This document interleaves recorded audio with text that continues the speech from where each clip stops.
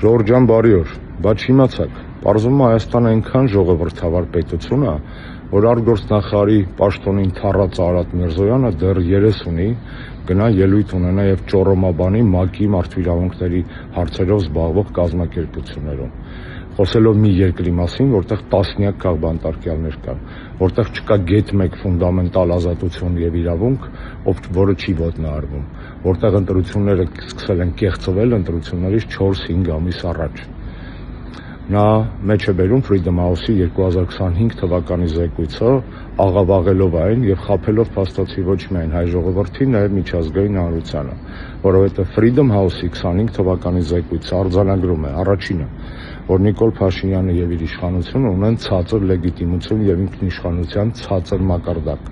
որ Հայաստանում կոռուպցիայի դեմ պայքարը անարդյունավետ է, իշխանությունների կոռումպացվածությունը փաստ է։ Այս զեկույցն եմ ցիտում, որը կդնեմ այս վիդեոյի տակ,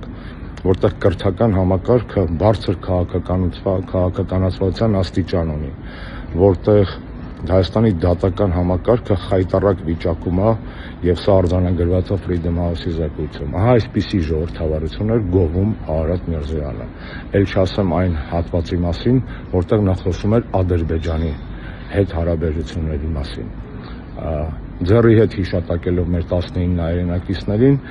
նա ռիսկ ու պլոճիկ չուներ խոսելու ավելի կոշտ, պահանջելով մեր հայրենակիցների ազատ արձակումը։ Նա չքննադատեց այն խայտառակ դատական process-ը, որով մեր հայրենակիցները դատապարտվում են կամ ցմահ կամ 20 տարի ազատազրկման։ Արարատը խոսեց նաև ցեղասպանությունների միջազգային խնդիրների մասին, մոռանալով, որ հենց Հայաստանի կառավարությունը եւ իր արտգործնախարարությունն են հայոց ցեղասպանության միջազգային ճանաչումը գետնով տալիս, ջրում այդ process-ը, որ Հայաստանը 15 թվականին Սերժ Սարգսյանի նախաձեռնությամբ ՄԱԿ-ի օրացույցում մցրեց ցեղասպանությունների կանխարգելման միջազգային օրհասկացությունը, որի հետ կապված Հայաստանի ԱԳՆ-ն վերջի տարիներին նույնիսկ հայտարարություն չի անում։ Իրականում Հայաստանը դառնում է Եվրոպայի խորհրդի ամենաավտորիտար պետություններից մեկը եւ բացարձակ զարմանալի չէ, որ նրանք եւ Ալիևեն իրար ջանգյուլում են ձոնում միջազգային ասպարեզներում եւ Նիկոլը եւ Ալիևը Եվրոպայի խորհրդի վերջին ամենազզվելի բռնապետերն են կապի մեջ։